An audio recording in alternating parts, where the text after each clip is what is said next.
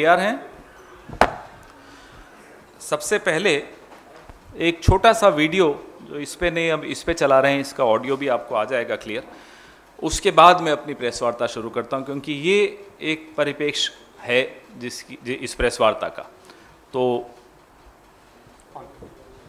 basically, look, I think the issues are there is the issues of talks as well as this bridge. On the talks part of it, I think we have been pretty clear, and I think we've been saying the same thing repeatedly. We have had various rounds of conversations, the Chinese side at different levels, diplomatic and military side. We also, as you're aware, Foreign Minister Wang Yi was here in March this year, and EM conveyed our expectations to him.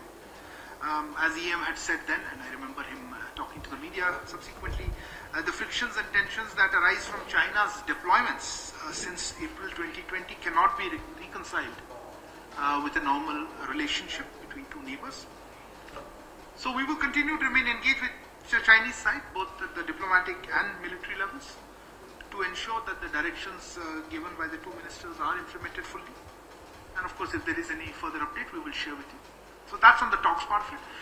We have seen media reports and other reports on the so-called bridge, or I don't know if it's another, somebody said second bridge, or if it's an expansion or widening of the current bridge. Look, probably, and the area that is referred to is, of course, we've always felt this was occupied, and we have had our for decades. जो शब्द जिससे आपको भी और प्रत्येक भारतवासी को पीड़ा होनी चाहिए और चिंता होनी चाहिए, वो शब्द, और देखिए कूटनीति में शब्दों का सबसे महत्वपूर्ण योगदान होता है। भूमिका ही भाषा की होती है कूटनीति में। The most important role in diplomacy is that of language. और हमारे विदेश मंत्रालय के स्पोक्सपर्सन ने कल क्या शब्द इस्तेमाल किए? इट इज फेल्ट कि चीन का कब्जा है उस जगह पर। ये हम महसूस करते हैं कि चीन का कब्जा है, माफ कीजिएगा, महसूस नहीं करते, चीन का कब्जा है। ये हमारे देश की पोजीशन रही है, ये हमारा स्टैंड रहा है हमेशा से। तो हम इस बात से लेकर बहुत चिंतित हैं कि चीन को लेकर प्रधानमंत्री किसी दबाव में है। आपने और हमने पिछले वक्तव्य प्रधानमंत्री का सुना, अब 2 साल होने आए हैं उस वक्तव्य को, जून में ना कोई घुसा था, ना कोई आया था, ना कोई घुसा हुआ है। वो एक क्लीन चिट थी। कल विदेश मंत्रालय ने, जिसको अंग्रेजी में कहते हैं, डाइल्यूट कर दिया चीन का, जो हमारे बढ़ता चला आ रहा है चीन। इस पूरी बात को आप डाइल्यूट करके कहते हैं कि हम महसूस करते हैं कि चीन के कब्जे वाला इलाका है। यह छोटी बात नहीं है। नंबर 1, चीन निरंतर बढ़ रहा है। दूसरे पुल का निर्माण हो रहा है पैंगोंग झील पर। यह जो पुल है वो इतना चौड़ा है कि चीनी सेना के पीएलए के बड़े बड़े वाहन, आर्टिलरी उस पर से गुजर सकती है। और जो दोनों सिरे हैं पैंगोंग झील के, उन दोनों सिरों पर एक तरह से चीन ने अपना आधिपत्य जमा दिया है। उनका वो दुरुपयोग भारत के खिलाफ करेगा। China has established and is in the process of establishing infrastructure support for the PLA to enable the PLA to bring artillery support through these bridges. This particular bridge, which is under construction, is a broader bridge as compared to the first bridge. हम भारत सरकार से, विदेश मंत्रालय से, और हम ये पहले बोलने से पहले विदेश मंत्रालय से गुजारिश भी करेंगे कि कृपया करके आप रक्षा मंत्रालय से सलाह लेकर फिर बात कीजिए, क्योंकि बहादुर सैनिक कुछ हासिल करता है बॉर्डर पे और हम यहां आकर डाइल्यूट कर देते हैं। We are demoralising our own armed forces, and it is shocking to see that the ministry of external affairs is undermining the defence ministry. I will tell you how. ये जो निर्माण हो रहा है, ये ना केवल हमारी भौगोलिक अखंडता पर हमला है, जो संघर्ष विराम हुआ था ये उसका उल्लंघन है। और वो संघर्ष विराम के चलते भारत ने, बड़ा महत्वपूर्ण बिंदु है ये, उस संघर्ष विराम के चलते भारत ने जो सामरिक दृष्टि से महत्वपूर्ण ठिकानों पे कब्जा था भारत का, हमारे बहादुर सैनिकों ने वो कब्जा किया था, वो छोड़ दिया था। तो संघर्ष विराम की पालना हम कर रहे हैं, भारत कर रहा है, चीन उसका उल्लंघन कर रहा है, और विदेश मंत्रालय आकर उनको दूसरी क्लीन चिट दे रहा है, पहली प्रधानमंत्री ने दी थी। आज समझ में आता है कि जो रोज टीवी पर शाम को चलता है कि खुदाई में ये मिला, ये मेरा है, ये मुसलमानों का नहीं है, ये ईसाइयों का नहीं है, बौद्धों का नहीं है, ये क्यों हो रहा है? ये इसीलिए हो रहा है कि चीन लगातार हमारी भौगोलिक अखंडता पर हमला बोल रहा है। As we speak China is trespassing, as we speak China is violating the ceasefire agreement, and this is the same ceasefire agreement under which India gave up the vantage points that we had under our possession. And we got that vantage point under our possession thanks to our brave army.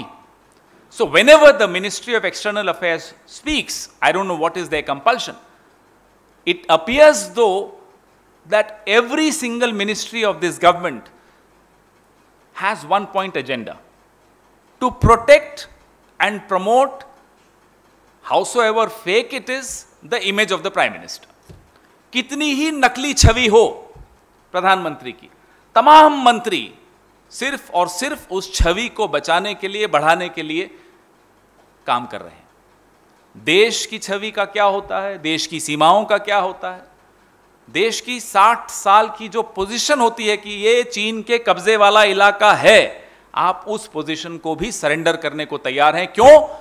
क्योंकि प्रधानमंत्री की छवि को बचाना आपके लिए ज्यादा महत्वपूर्ण है, देश को बचाना आपके लिए या देश की सीमाओं को बचाना आपके लिए महत्वपूर्ण नहीं। हम भारत सरकार से यह मांग करते हैं कि जो कल विदेश मंत्रालय ने टिप्पणी की और जो शब्दों का इस्तेमाल किया कि हमें महसूस करते हैं कि यह चीन के कब्जे वाला इलाका है, उस पर स्पष्टीकरण दें। We want an immediate clarification from the government of India on the words used by the ministry of external affairs yesterday, that it is felt that that area is under Chinese occupation. If the government of India does not clarify, अगर भारत सरकार इस पर स्पष्टीकरण नहीं देती है तो यह माना जाएगा इस देश द्वारा कि भारत सरकार प्रधानमंत्री की छवि बचाने के लिए किसी भी हद तक जाने को तैयार है, अपनी सीमाओं की रक्षा करने को तैयार नहीं है, और जो पिछले कई दशकों से हम जिसे अपना इलाका मानते आए हैं, भारत सरकार उस पर भी आंखें मूंदने को तैयार है। It is a very very serious point of concern, issue of concern for each one of us,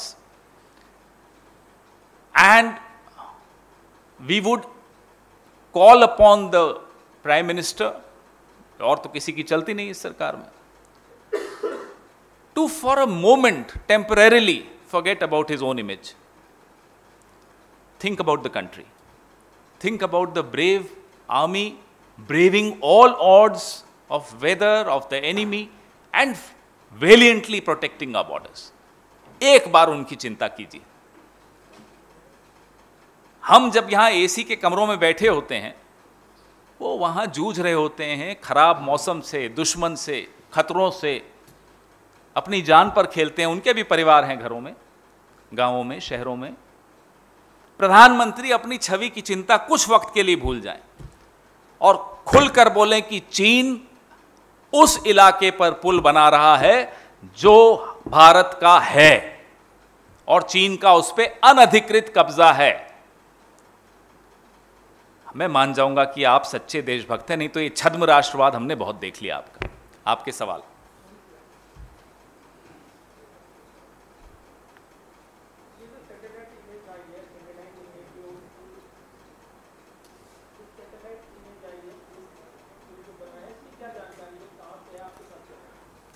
जो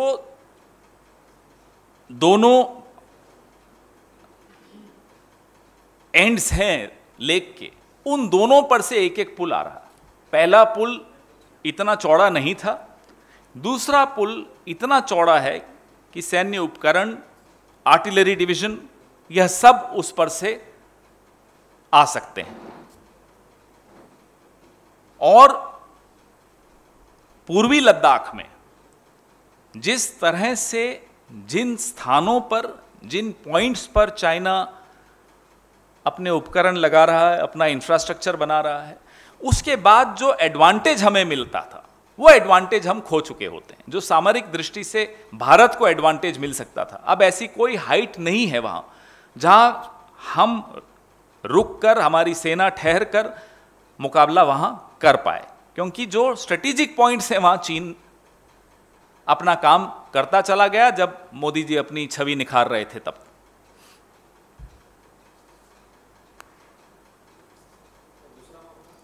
पहले इस पे देख लीजिए, क्योंकि ये बहुत सीरियस है, सीमाओं से संबंधित है।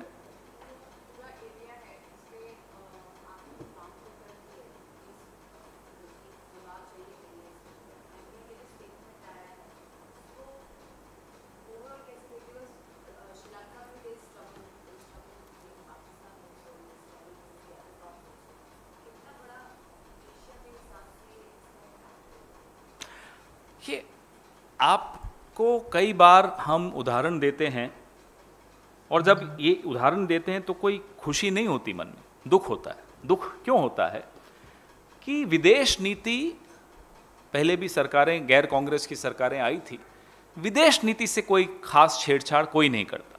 अटल जी की सरकार थी, लगभग उसी विदेश नीति पर चलते थे। मोरारजी भाई की सरकार थी, लगभग उसी, और इंदर कुमार गुजराल और देवगौड़ा जी की सरकार, कोई भी विदेश नीति से छेड़छाड़ नहीं करता।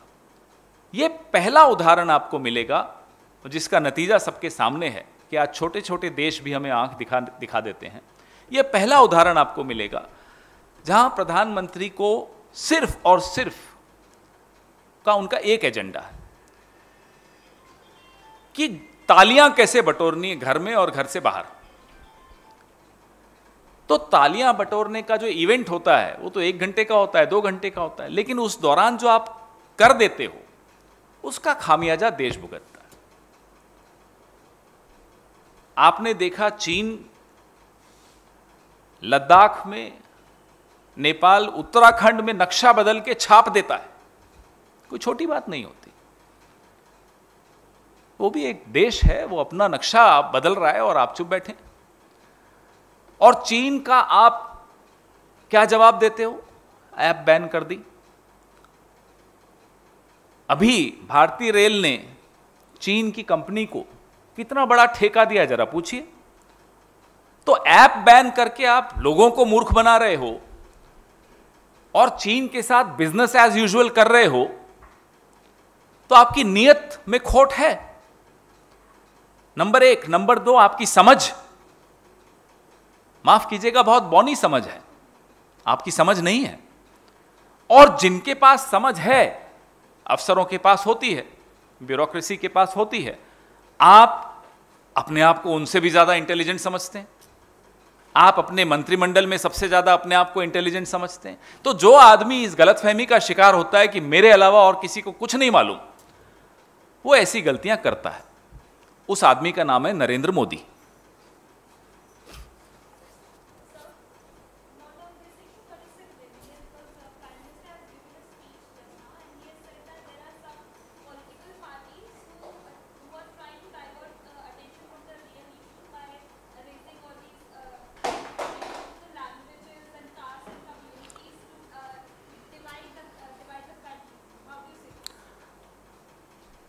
It's a very comic comment. You said the Prime Minister just gave a speech. Well, that's exactly what he does from morning to evening. But when he speaks, does he realize, and I'm sure he does realize, because it's his office that sends messages to channels every morning, and we've seen those messages, directing them that this is the issue to be raised. And what are the issues being raised over the last 15 days on channels? It's for everyone to see. Is the Congress asking those channels to raise issues of मंदिर versus मस्जिद, fountain versus शिवलिंग? हमने कहा क्या यह मुद्दा उठाने को? Channels हमारी सुन रहे हैं या किसी और ऑपोजिशन पार्टी की सुन रहे हैं चैनल्स? ये डिबेट्स कौन करवा रहा है? ये एजेंडा सेटिंग कौन कर रहा है? प्रधानमंत्री को बताना पड़ेगा हमें। 18 घंटे जागने वाला आदमी 17 घंटे मीडिया में और सोशल मीडिया में क्या चलना चाहिए उस पर ध्यान देते हैं। 1 घंटा मेकअप करते हैं, हमें नहीं मालूम क्या करते हैं। वो हमको बोल रहा है कि एजेंडा सेटिंग हम कर रहे हैं। इससे ये तो ऐसा मजाक है जो भक्तजन भी नहीं मानेंगे, उन्हें भी हंसी मोदी जी पर आ जाएगी। तो उन्हें बोलने से पहले सोचना चाहिए, इतना आत्मविश्वास नहीं होना चाहिए उनको कि वो जो बोलेंगे उनके भक्त मान लेंगे। उनके भक्त भी नहीं मानेंगे। पूछिए प्रणव जी से, ये साथ बैठे हैं, जो रोज शाम की डिबेट्स की लिस्ट आती है, क्या उन डिबेट्स में हम जाना चाहते हैं? करिए ना महंगाई पे डिबेट्स,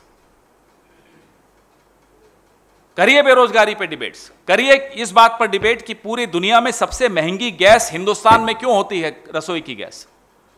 हम तैयार हैं। अपने किसी मंत्री को भेज दीजिए हमारे किसी नेता के साथ डिबेट करने को, हम तैयार हैं।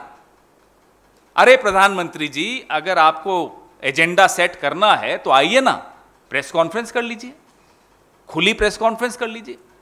हिम्मत है नहीं ये छुप छिप कर अपने अफसरों के थ्रू, अब अफसरों का क्या नाम लेना, उनके माध्यम से आप सबको मैसेजेस भिजवाना कि आज इस पे डिबेट हो, ये एजेंडा सेट करो, और फिर बाहर आकर कहना देखिए ऑपोजिशन एजेंडा सेट कर रही है। शर्म आनी चाहिए।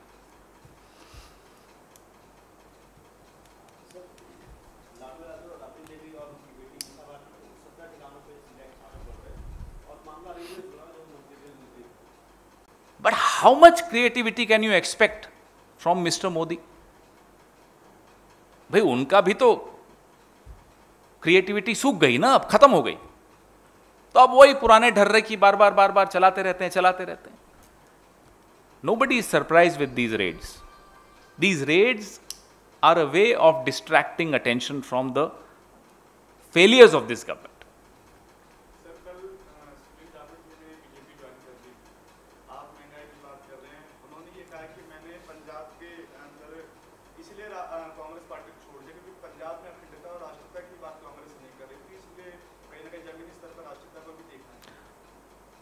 वो इतने साल वो कांग्रेस में थे तो क्या वो अखंडता की बात नहीं करते थे? कांग्रेस का चेहरा थे। ये जाते वक्त ऐसी ऐसी बातें करके जो लोग जाते हैं, उन्हें खुद भी नींद नहीं आती होगी रात को, क्योंकि अपने ही भाषण याद आते होंगे। मैंने उस वक्त तो ये कहा था, गुजरात वाले नेता हैं, उन्होंने भी क्या क्या बातें की थी कि चौराहे पे चप्पल से मारना चाहिए जो पार्टी छोड़ दे।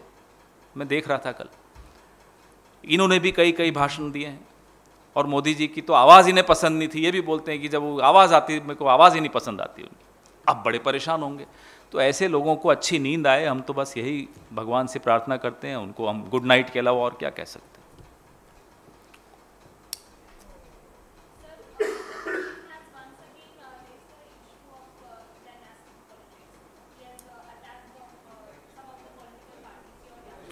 I don't know why is he attacking Jyotiraditya Scindia or Anurag Thakur.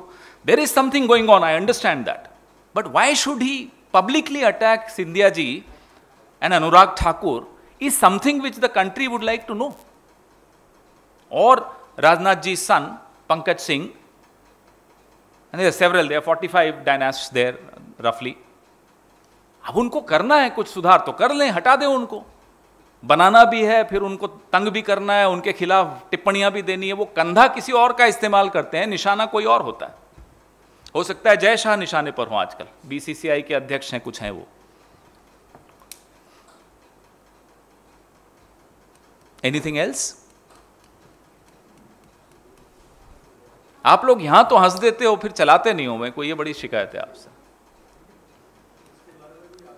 और मैं जानबूझ के नाम ऐसे लेता हूं, फिर मैं देखता हूं जाकर कि आप लोग चलाएंगे या नहीं। जय शाह का नाम तो मैं जब भी लिया आपने नहीं चलाया, पता नहीं क्या डर है आप लोगों को। सिद्धू जी ने एक ट्वीट किया है, कानून अपने रास्ते पे चलता है, जो रिलीफ उनको कानून से मिल पाएगी वो जो भी वो कर पाएंगे वो करेंगे। वकीलों से वो सलाह ले रहे हैं। जहां कानून की बात आती है वहां राजनीतिक टिप्पणी करना उचित नहीं होगा।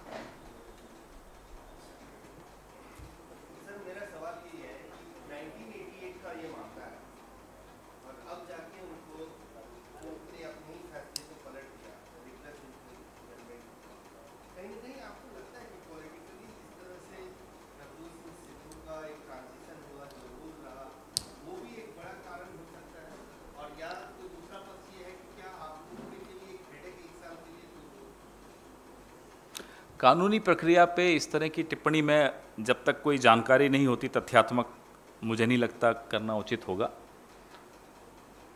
हेडेक की बात वो आपका अपना ख्याल है, आप आज़ाद हैं कुछ भी सोचने के लिए, लिखने के लिए। हम अपने नेताओं को हेडेक नहीं मानते। सब हम परिवार हैं, मिलकर लड़ते हैं, मिलकर संघर्ष करते हैं, आपस में भी कई बार संघर्ष करते हैं, लेकिन फिर मिलकर विपक्ष के साथ करते हैं संघर्ष।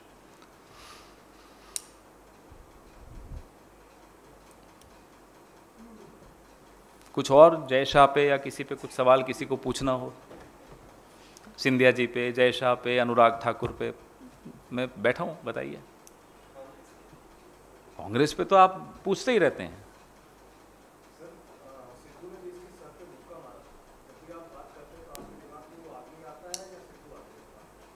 देखो, उस केस के बारे में मैंने ज़्यादा जानकारी मेरे को नहीं है, तो किसी केस में ऐसे टिप्पणी करना बिना तथ्यों की जानकारी के अच्छा नहीं रहेगा।